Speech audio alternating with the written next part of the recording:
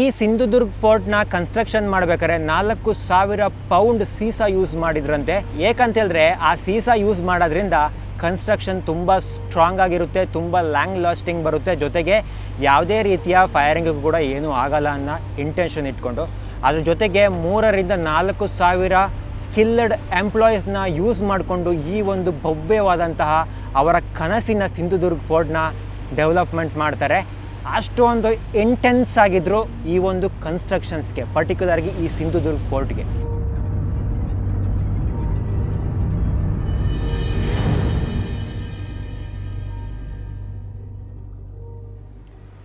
ಶಿವಾಜಿ ಮಹಾರಾಜರ ಯೋಜನೆ ಗುರಿ ಇದ್ದಿದ್ದು ಒಂದೇ, ಹಿಂದವಿ ಸ್ವರಾಜ್ಯ ಅಂತ ಹೇಳೋದು. ಅದಕ್ಕೋಸ್ಕರ ಅವರ ಒಂದು ಆಳ್ವಿಕೆಯಲ್ಲಿ ಇಷ್ಟೆಲ್ಲ ಕಷ್ಟಪಟ್ಬಿಟ್ರು. ಅದ್ರ ಜೊತೆಗೆ ಬ್ರಿಟಿಷರಿಗಂತೂ ಸಿಂಹ ಸ್ವಪ್ನಾಗ ಹೋಗ್ಬಿಟ್ಟಿದ್ರು. ಬ್ರಿಟಿಷರಂತೂ ತುಂಬ ಅಂದರೆ ತುಂಬಾ ಕಷ್ಟಪಟ್ಬಿಟ್ಟಿದ್ರು ಶಿವಾಜಿ ಮಹಾರಾಜರನ್ನ ಸೋಲ್ಸೋಕ್ಕೋಸ್ಕರ. ಫೈನಲಿ ಅವ್ರು ಎಕ್ಸ್ಪೈರ್ ಆದಮೇಲೆ ಅಷ್ಟೇ ಅವರು ಈ ಒಂದು ಫೋರ್ಟ್ನ ಅಟ್ಯಾಕ್ ಮಾಡೋಕ್ಕಾಗಿತ್ತು. ಅಲ್ಲಿ ತನಕ ಏನೂ ಮಾಡೋಕ್ಕಾಗಿರಲಿಲ್ಲ ಈ ಫೋರ್ಟ್ನ.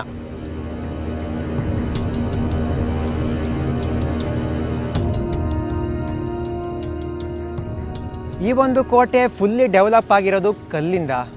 ಆ ಟೈಮಲ್ಲಿ ಕಲ್ಲನ್ನ ಎಲ್ಲಿಂದ ತಗೊಬರ್ತಾಯಿದ್ರು, ಅದು ಕೂಡ ಇಸ್ಲ್ಯಾಂಡು ಬೀಚ್ನ ಮಧ್ಯೆ ಇರುವಂಥ ಕೋಟೆ.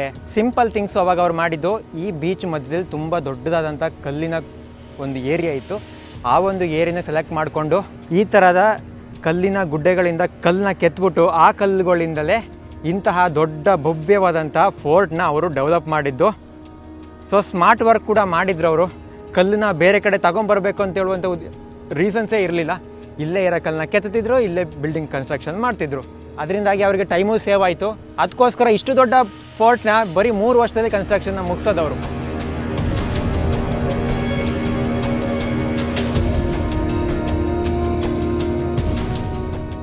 ಶಿವಾಜಿ ಮಹಾರಾಜರು ಅವಾಗ ಈ ಕೋಟೆಯ ಸುತ್ತ ಕೆಲವೊಂದು ಚೋರ್ ಕಿಂಡಿ ಅಂತ ಮಾಡಿದರು. ಕೆಲವೊಂದು ಒಳಗಡೆ ಇರ್ತಿತ್ತು ಹೊರಗಡೆ ಬರೋರನ್ನ ನೋಡ್ಕೊಳ್ಳೋಕ್ಕೆ, ಇನ್ನೊಂದು ಒಳಗಡೆಯಿಂದ ಹೊರಗಡೆಗೆ ಎಸ್ಕೇಪ್ ಆಗೋಕ್ಕೆ ಒಂದು ಪ್ಲೇಸ್ಗಳು ಇರ್ತಿತ್ತು. ಒಳಗಡೆ ಒಂದು ಚಿಕ್ಕ ಗುಹೆ ಥರ ಮಾಡ್ಕೊಂಡಿದ್ರು. ಆ ಗುಹೆ ಒಳಗಡೆ ನೋಡ್ತಾ ಇದ್ರು ಹೊರಗಡೆ ಯಾರ್ಯಾರು ಬರ್ತಾರೆ ಅಂತ. ಆ ಏರಿಯಾ ಇದು. ಚಿಕ್ಕ ಸ್ಟೆಪ್ಪು, ಗೊತ್ತಾಗಲ್ಲ ಸಡನ್ನಾಗಿ ಒಳಗಡೆ ಏನಿದೆ ಅಂತ ಒಂದು ವ್ಯವಸ್ಥಿತ